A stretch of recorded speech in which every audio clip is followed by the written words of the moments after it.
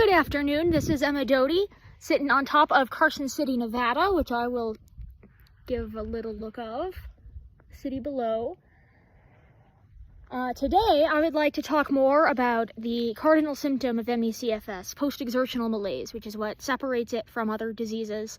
I recently linked to a video from Bateman Horn Center explaining it, which I will link to again. And I realized I also recently linked to a page from ME Action regarding just information on the disease in general.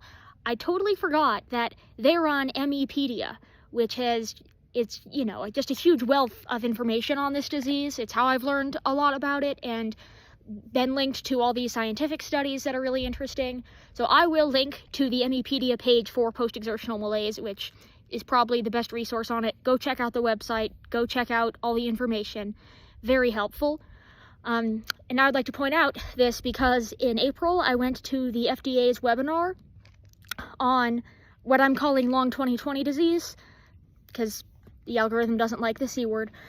And a lot of those people there did meet the criteria for MECFS. There are multiple subsets of long 2020 disease, and these were mostly people with the MECFS type. And I'll talk more about this in a later video. I'm just trying to find a good way to say it. But one of the questions they asked all of the patients here at this webinar, which is all about patient-focused drug development, where the FDA people asked, what do you want to see in drugs? What do you want to see in clinical trials?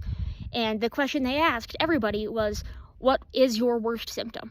And virtually everyone said post-exertional malaise. That is really the source of, just from what I could tell from this webinar. It lasted 6 hours.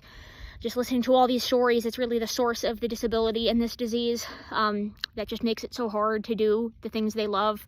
And so that instead of fatigue is the cardinal symptom, the one that's kind of unique.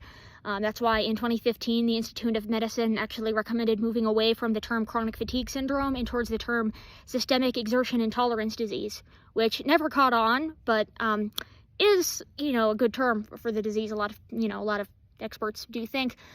Yeah, let's see, I think that's all I really have to say for today, except tomorrow on Thanksgiving, I will be personally thanking all of my donors. I will, read the names of everybody who's donated on my video tomorrow. So today's the last day to donate if you want your name in that. And I still plan on doing a live stream on Friday to basically get more into detail about some stuff, talk more about the walks, about what's going on scientifically that I find really interesting.